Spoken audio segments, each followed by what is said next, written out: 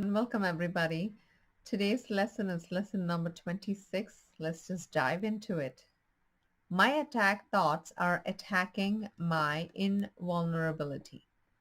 It is surely obvious that if you can be attacked, you are not invulnerable.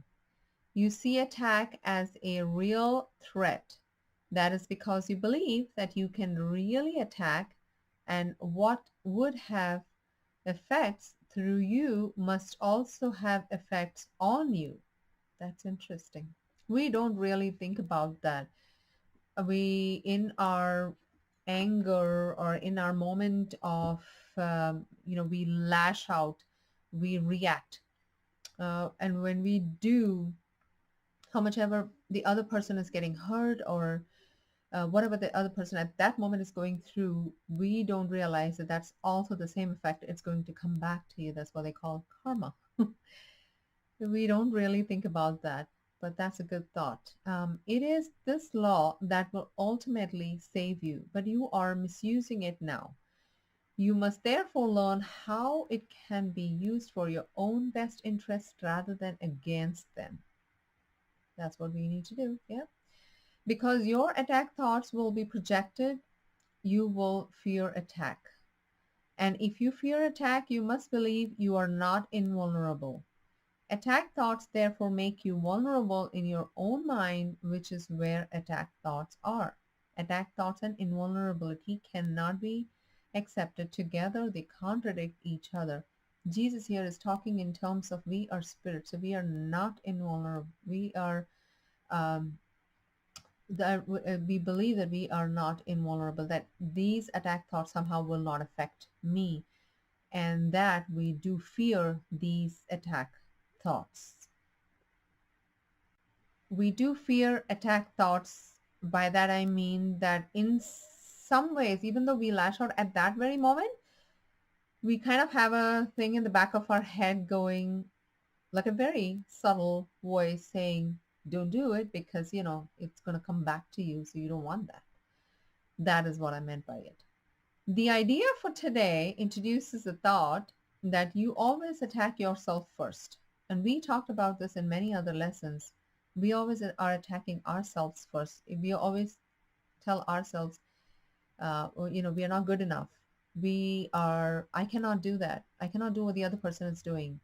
We're always afraid. We are never so confident. All that is a form of attack. Everything that is not in alignment with the truth is a form of attack, but we don't know that we are doing it to ourselves.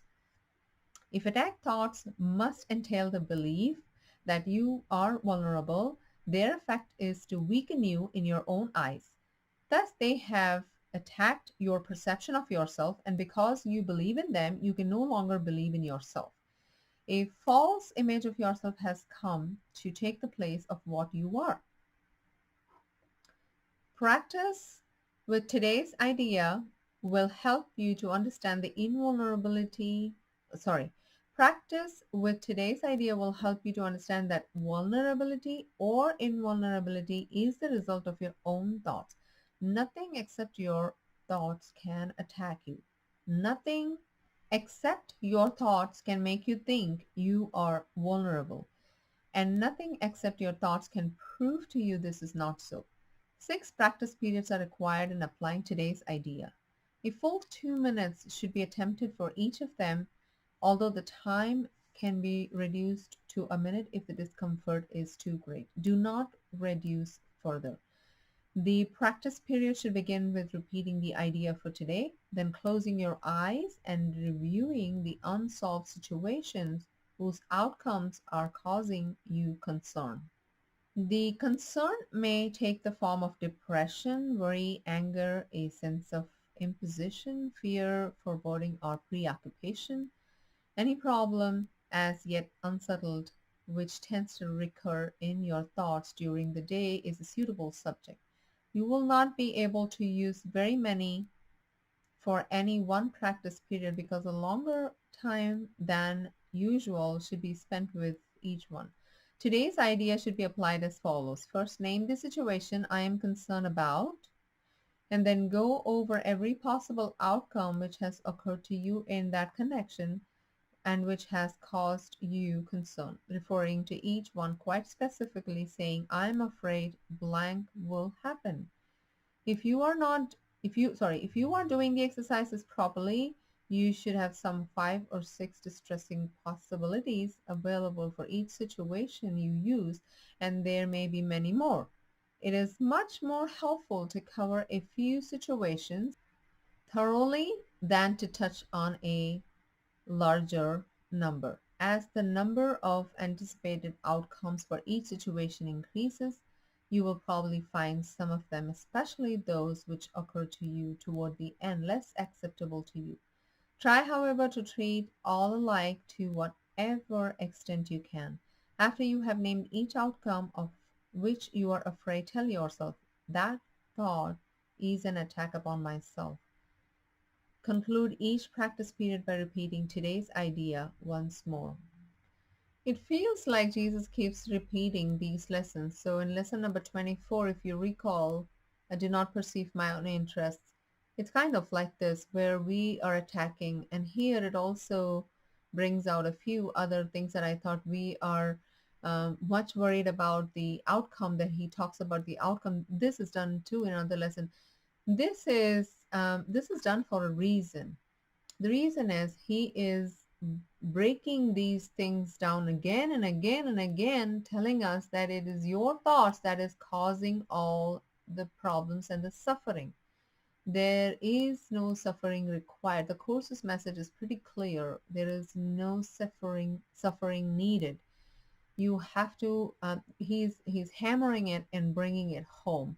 Keep practicing, because even if the lessons are being repeated and if you feel that this is just a repetition, believe me, these repetitions are really good, because up until now you have repeated something that has not worked for you, and that is your beliefs about this world, your beliefs about what you are, who you are, how you should be, and so many other things that we have believed all along.